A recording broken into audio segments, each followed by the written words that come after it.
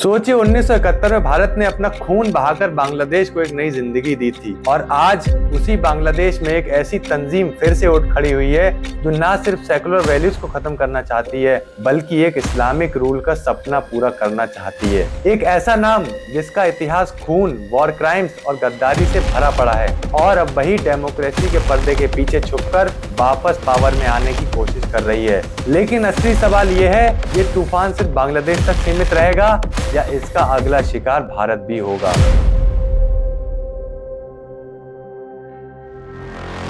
जमात इस्लामी पाकिस्तान में बनी थी और 1971 के बांग्लादेश लिबरेशन वॉर के वक्त उन्होंने पाकिस्तान आर्मी के साथ मिलकर हजारों बांग्लादेशी लोगों को, खासकर हिंदूज और प्रोग्रेसिव मुस्लिम्स का मास मर्डर किया था। इन्होंने अपनी प्राइवेट मिलिशियाज अल बद्र और रजाकार के जरिए रेप, टॉर्चर, जेनोसाइड जैसे क्राइम्स किए। शेख हसीना ने इन वॉर क्रिमिनल्स को फांसी दी, लेकिन जमात कभी खत्म नहीं हुई।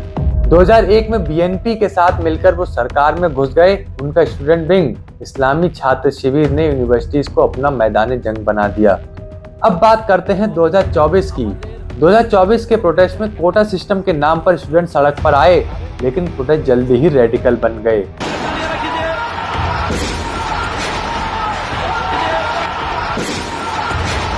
Are demanding an end to a quota system for public sector jobs. क्योंकि इस्लामिक छात्र शिविर ने उसे हाईजैक कर लिया।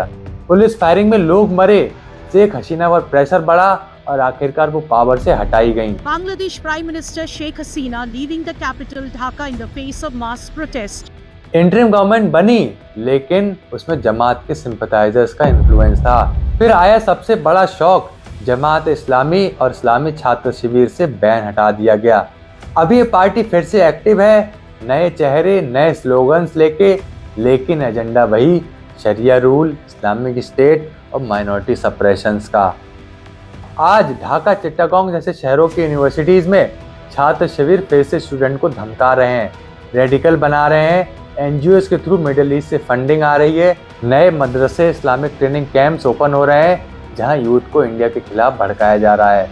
ये सिर्फ एक पॉलिटिकल कमबैक नहीं है, ये आइडियोलॉजिकल जिहाद है। इसका टारगेट सेकुलरिज्म है और इसका साइड इफेक्ट है कंप्लीट इंस्टेबिलिटी।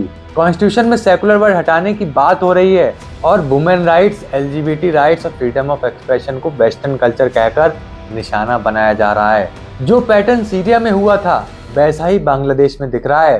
पहले डेमोक्रेसी को डिस्क्रेडिट करना, फिर रिलीजियस नैरेटिव के जरिए लोगों को डिवाइड करना, फिर एक्सट्रीमिस्ट ग्रुप को ग्राउंड पे डिप्लॉय करना। जमात, छात्र शिविर और उनका रेडिकल इकोसिस्टम बिल्कुल उसी डायरेक्शन में जा रहा है।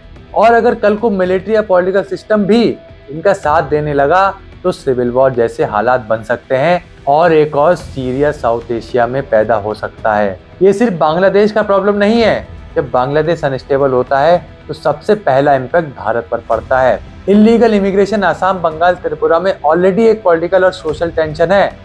जमात के radical elements easily border cross कर सकते हैं, स्लीपर सेल्स बन सकते हैं और भारत के अंदर कम्युनल फायर को हवा दे सकते हैं। कल को अगर ये ग्रुप्स रोहिंग्या और लोकल रेडिकल एलिमेंट के साथ मिल जाएं, तो नॉर्थ ईस्ट, वेस्ट बंगाल और इवन बिहार तक इनस्टेबिलिटी स्प्रेड हो सकती है। भारत के लिए ये एक सिर्फ सिक्योरिटी इशू नहीं है, एक एग्जिस्टेंशियल थ्रेट बन सकती है। शेख हसीना, जिसे भारत का नेचुरल अलाय माना जाता था, अब पावर में नहीं है और बांग्लादेश एक ऐसे मोड़ पर खड़ा है जहां डेमोक्रेसी सिर्फ नाम की है। असली कंट्रोल उन लोगों के हाथ में जा रहा है जो 1971 के जेनोसाइड में शामिल थे।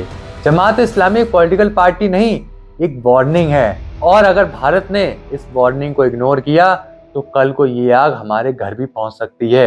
ये वक्त है चेतने का, क्योंकि एक नेबर के गिरने से आपका घर भी हिलेगा ही।